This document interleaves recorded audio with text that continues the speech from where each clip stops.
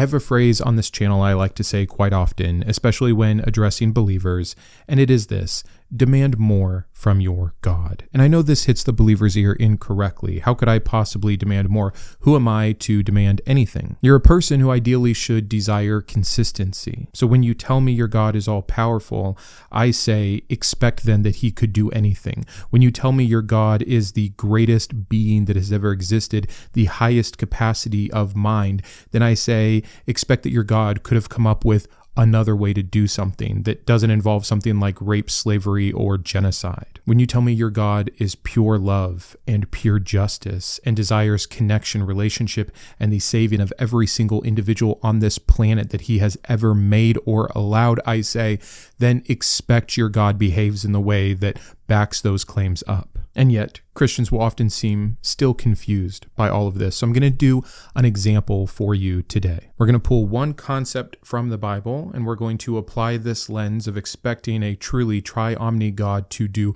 better. The concept today will be that of the promised land. Just that term alone, promised land, or even chosen people, ought to be enough to see that we have some serious problems with already the titles that we give this God. And I've done one other similar video about this. It was mainly focused on the idea of the chosen people and thus Gentiles and their collateral damage effect. But today we're going to sharpen up again on the promised land, and we're going to look at two things. One, what are all of the issues with a promised land and a perfect God that creates one? And two, what are the alternatives? How could an actually perfect God have done this better? Because I promise you, when you start looking at this particular concept without your God glasses on, without that devotional haze getting in your way, the cracks appear instantly. A moral God shouldn't need conquest. A wise God shouldn't design a plan that requires bloodshed. And a loving God shouldn't solve one group's problems by eradicating or creating entirely new problems for another group. Just as a few examples to get your head thinking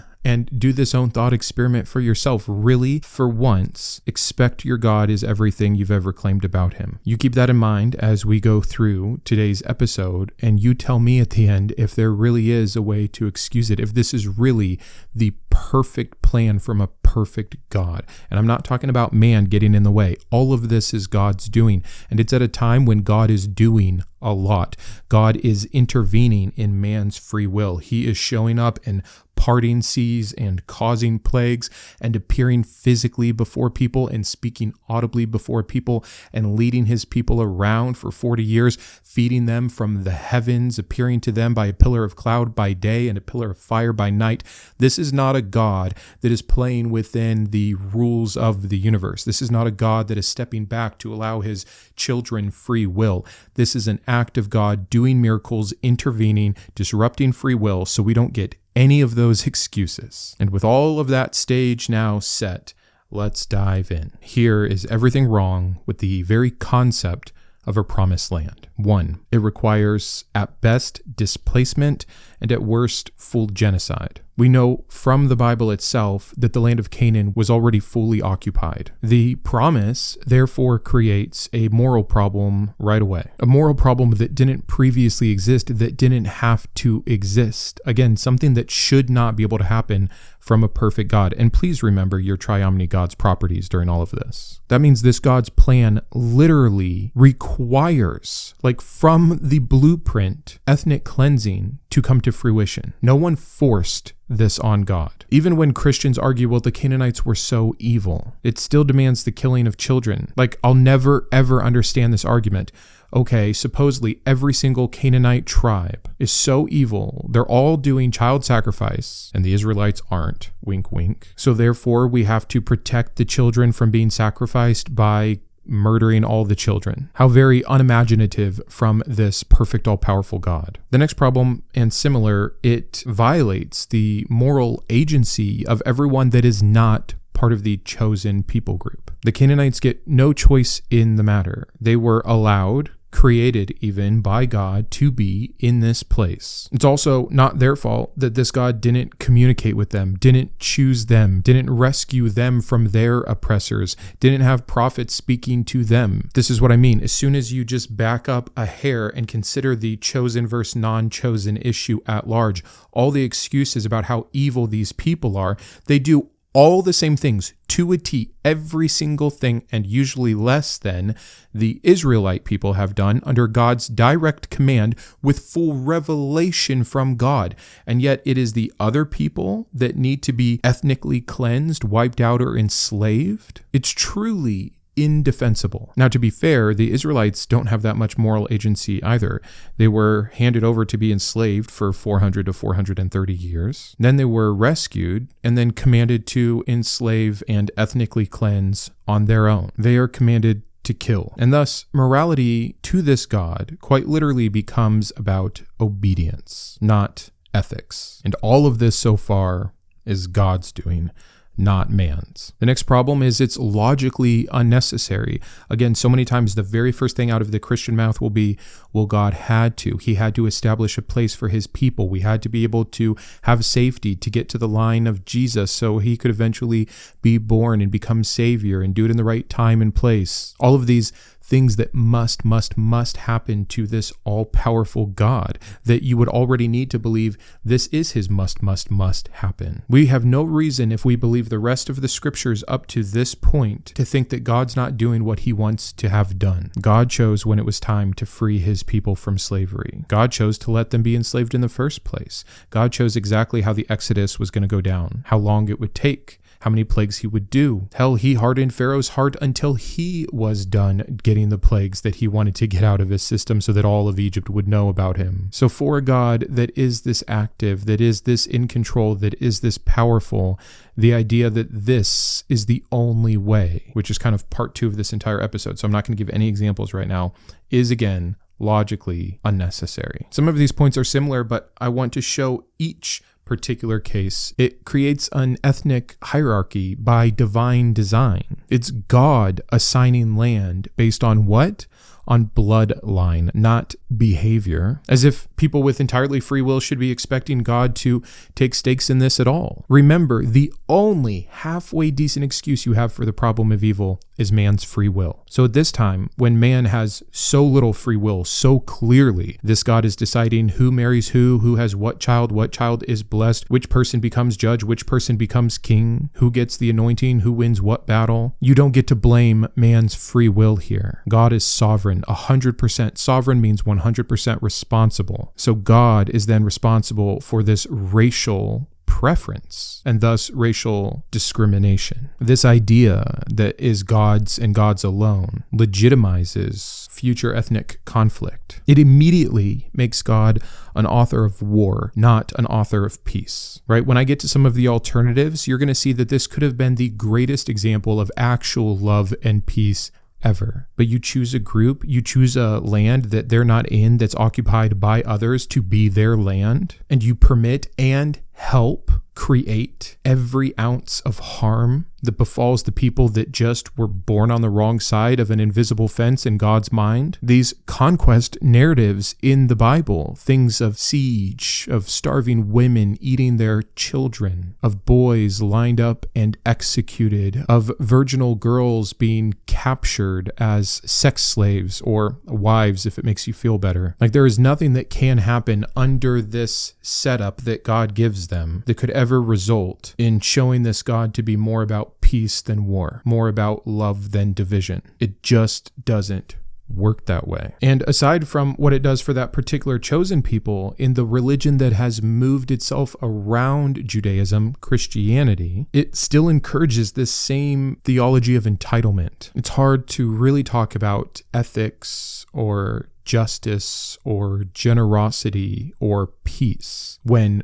75% of the holy book you divinely inspire contains the narrative showing that this is a God of one people, that it is us versus them. That if you're not for us, you're against us. That if you're in our way, you will be trampled. That one person or one group or one belief system is entitled. That this whole thing is exclusionary instead of inclusive. That one person or one group or one belief is superior. All of this being ideologies that are inherently divisive, inherently harmful, inherently problematic, not inherently beautiful, inherently life-giving, inherently just, inherently equal for all. It makes suffering necessary. The suffering of the Canaanite people was not happenstance. It wasn't something God was sad to have to do. See my video on delighting in destruction. It was structural to the God of the universe's plan. That's what I mean about demand more from your God. You call him the God of the universe, and yet he is so hyper-fixated on a small patch of land that was already owned or occupied for one group of people that he would get involved in all of their rules, and here's 600 and some that you have to follow or I'll kill you. And as long as you're following all of these, I will bless you to allow you to kill everyone and enslave everyone around you for your own prosperity until you piss me off, and then I'll punish you some more. How small for a God of all creation. How hypocritical for a God of all creation that made everybody. That supposedly Christians try to talk about the inherent value of man. Tell that to the Canaanites. Tell that to any Gentile. Hell, tell that to the Israelites themselves. None of the things Christians claim about their God can possibly be true when we have concepts like chosen people and promised lands.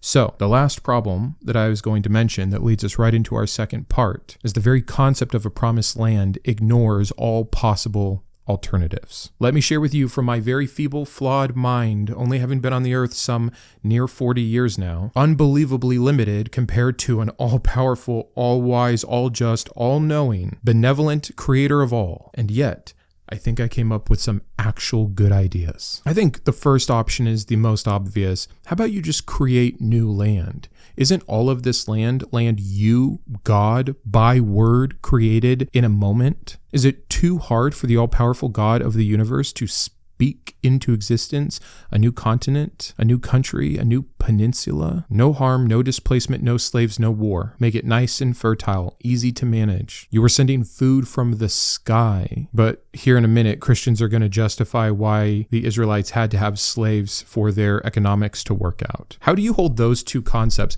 My God feeds everyone from magic falling bread. My God had to work within the time and culture of the place to ensure that his people were able to prosper by having the same tools, human beings, as the nations around them to eventually get to a savior. Slavery was necessary to get to Jesus. My God feeds people with magic bread. No, you don't get to have both of these. But you want something a bit more realistic for this God of magic besides making new land? How about terraforming? How about this God doesn't go all the way with brand new land? He just fixes the land, like all that desert they're wandering in for 40 years. Make it lush. Flow a river. Even if you're not going to do it by miracle, you have this group of supposedly millions wandering around for 40 years. Have them walk in a way that's going to let the Nile kick in and water some new ground. I don't know, you're God. Figure it out. Plenty of real estate back then. Just not all of it was a land flowing with milk and honey. But who made the first land flow with milk and honey? God. So don't you think this same God could make the non-flowing with milk and honey land flow with milk and honey?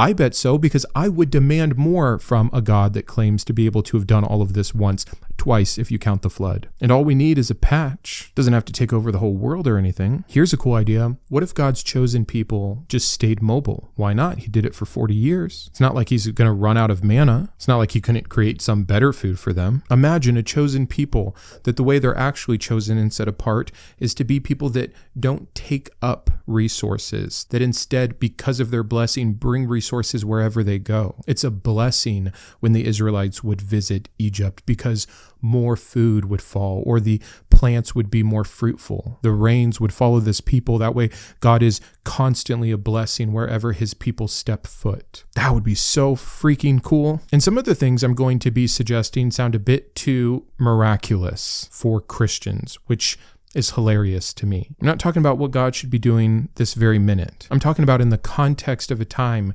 where this God is doing anything he wants. I mean, he's having entire walled cities fall down because of trumpets and marching. He's having armies of 300 defeat armies times bigger with some trickery. God himself was throwing stones from heaven to kill enemy soldiers. God once had Moses just keep his arms up, and as long as he did, and he could even have help, his people would win the battle. God literally had the sun stay in the sky longer so a battle could keep going, so that more of Israel's enemies could be slaughtered. You don't get to say, that's too much work. God couldn't do it. He wasn't just going to hand it to them. That's literally what he's doing. Even if it's just organically helping them get the promised land, he is the one creating everything via magic and miracle to get them in a place where they can take it on for themselves, even if that's the excuse you believe. So why do the worst version possible? What if God did that thing? What is it? It starts with an F. It's really something we don't see a lot from him. Forgive. You know, the thing he says we're all supposed to do 70 times, 7 times. How about he forgives the Canaanites, maybe even apologizes to them for making them an enemy of him, for not showing up to them, for not choosing them, for assigning them the role of enemy. And then maybe after forgiving them, or them forgiving him, he can create a new alliance, a healthy one. Maybe a true perfect God of all creation wouldn't be so concerned with bloodlines and ethnicities, and he would say, merge, get together, unite. This is the beauty of everything I have created. Do you see how small and of the times your God begins to look? Here's a fun one. What if from the beginning of time, or right after the fall of Eden, your choice, we know that this God with perfect foreknowledge is going to want a promised land for his people. Let's just assume he's still going to be little enough to have a chosen people in a promised land. What if he just took some of those building materials from Eden and he walled off the promised land, even though it would be so many generations until he was ready to fill it? But when he was ready to take these people through the Exodus, out of Egypt, they go up to that great structure no one has ever been able to gain entrance to, and by God's one miracle, so this is less magic than the one you believe in, Christians, creates a path for them into their promised land. Again, no displacement, no genocide, no slavery needed. That would also feel a lot more like it was forethought, right? Like it was actually a promised land and not just an afterthought of, oof, all right, I'm finally going to rescue these people after 4 centuries of letting them be enslaved and listening to their cries. Oh, I know, I'll give them something. I had a place prepared for you this whole time. Yep, it's right over there. It's promised for you, but actually later I'm going to change my mind and no one in this generation is going to get in because you guys griped about the free food too much. And before you can go in, we got to kill a bunch of kids. Yeah, how about no forced child murder as a good start for your actual promised land for your actual chosen people? Is there not some version here where God leads these people just in the way he's already been doing, but to a spot on the earth that didn't have any inhabitants at that time, maybe an island? You know, he's parting the Red Sea. What if he just parts a little bit over to an island and they go there, right? Not new land, not terraforming, not ancient land protected with magical walls, just somewhere else on this earth that was already good in resource, but not yet filled. That leads to options. Either there wasn't such a place, bad time management planning from God. Maybe rescue your people 200 years earlier from their enslavement. Maybe move them there directly instead of having them enslaved. I don't know. You're God. Figure it out. So what did I say? 2 options there. So that would be that there is room, so send them there, or there isn't room. Plan better. Yeah. Plan better is the most hilarious thing to say when you claim your God has perfect knowledge. Nothing then catches him by surprise. Nothing then that is part of his will or plan was something he didn't directly think about and thus choose. So every time I give you another option for something he could have done instead, that by definition for a perfect God of knowledge would have had to enter his brain as an option, and yet he chose the current option of genocide, slavery, and rape as the most ideal option. Again, I say demand more from your God. What if this God didn't even worry about land all that much at all? What if it was more morally focused? Forget about a plot of land and a flag and a king and a crown and a castle. Make your people known for their kindness, their generosity, their nomadic lifestyle, their simplicity. They can build an identity around actual ethics, around integrity, around compassion. Oh, no, you want them to be just like everybody else of the time, and then yet still judge everybody else of the time for being just like them as an excuse for why they can go wipe them out? Got it. And then, there's others that we could talk about here, and there's so many iterations to each one,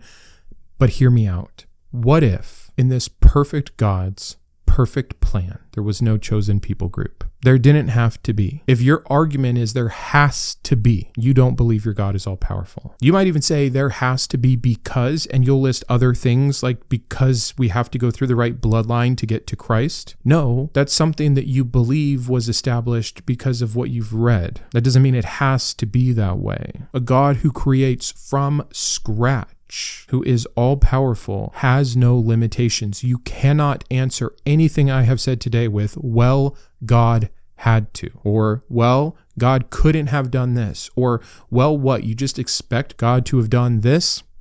Yeah. No chosen people, no chosen land. A global ethic rather than a tribal one. An all group instead of a in versus out group. An act of actual love. An act of actual peace from the God that is supposedly love and peace. If you believe, for the very last time, that your God is all-powerful and all-knowing and all-loving, and you actually admit to his sovereignty, and you see how he interacted in the ancient world to set up everything he wanted to set up, you then have to come to terms with the fact that how it was, how it happened, how it's reported, what's in your canon is the best that this God could do, is what he desired, is what he willed, even at the least what he allowed, what he condoned, which means then that he didn't see or that he didn't care about all the problems I initially listed with the concept of a chosen people and promised land. And also then that he saw but didn't care to do any of the alternatives that I listed. You believe that a perfect God started with favoritism that would lead to excuses for genocide and slavery for millennia, and that didn't just have this get away from him because of the wickedness of man because of their free will, but chose, communicated, commanded, and condoned all of it. Jesus does not get you out of this. New Covenant does not get you out of this. The time and culture does not get you out of this. Those are all weak, apologetic excuses that have been fully debunked. So if you're a Christian trying to win an argument, go ahead and act like I didn't just say all of this and put it in the comments. But if you're a Christian who says you care about the truth and you're willing to follow it wherever it goes, contend with this. You don't even have to do so publicly. You don't have to write back. You don't have to tell me anything.